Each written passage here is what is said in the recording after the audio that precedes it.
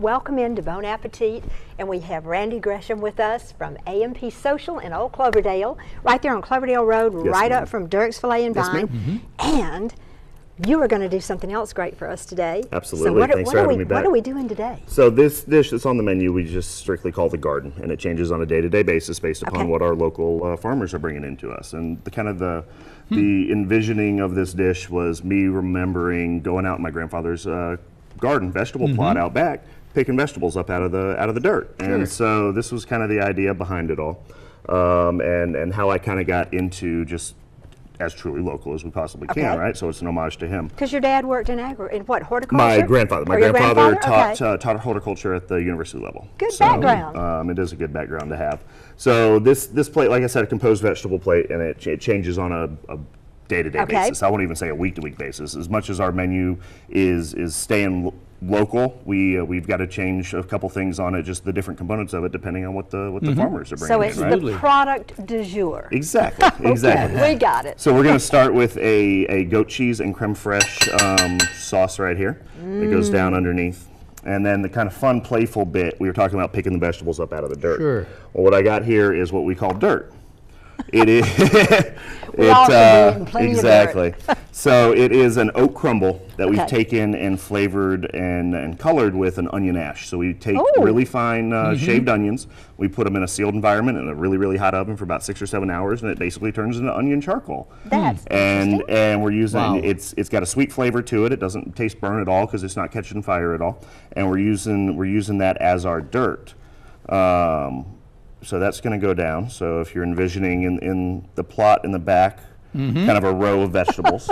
Yes. And then we've got these really, really awesome snap beans, snap peas I rather. love those. Snap peas from one of our local farmers, Sheila Dix at Joy Haven out in Shorter. We've got these amazing cherry radishes that are grown for us by Chip Spencer out at Spencer Farms out in Marion Junction. I just love hearing all this.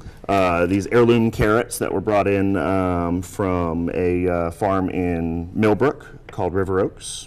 So we got those going down. These young onions also from Sheila Dix out at Joy Haven. So we've taken these, rubbed them down with a little bit of oil, and just kind of roasted them off super heavy in the oven so they get really, really nice and sweet. And they're being the young onions, they don't have that kind of pungency going on with them at all.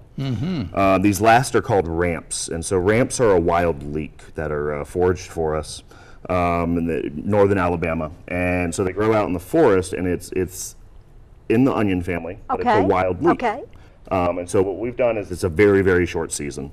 It's about 2 or 3 weeks, and as much as we want to showcase the local product, we want to make sure that we're using all of it. And so in doing so, we're doing things like preserving and canning and pickling and doing all the things that my grandfather would have done back in the day, right? Yes. So we've got these wild leeks that have been pickled just slightly.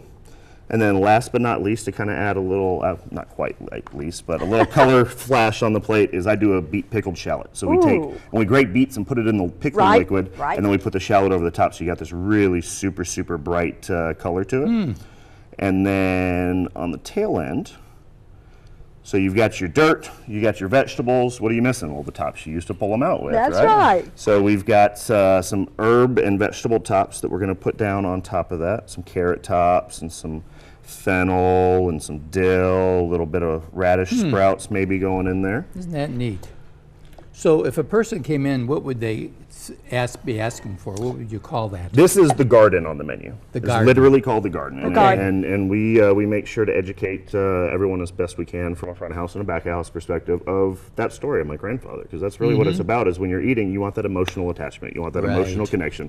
It's not just putting food in your mouth. No, and you eat with your eyes first, like we have said. You eat with your eyes first. The presentation is exquisite. Thank you. And the other thing I love, beside local, is the fact that all of this is healthy, Jack. Yes, correct. It's all so healthy. Listen, thank you so much for being with us. And real quickly, let's go over your hours again. Absolutely. So Tuesday through Saturday, we're open for dinner. We do a nice happy hour at the bar at about 4:30. We open up, and then we start serving food at 5 o'clock. And then Sunday brunch, which is my personal favorite. We've got the nice outside patio and the big open windows to let all the light in, and it's just a good time. Well, thank you so much for being with us, and folks, go see them. We have enjoyed having you so much, Randy. Thank you very, very much. And we'll be right back.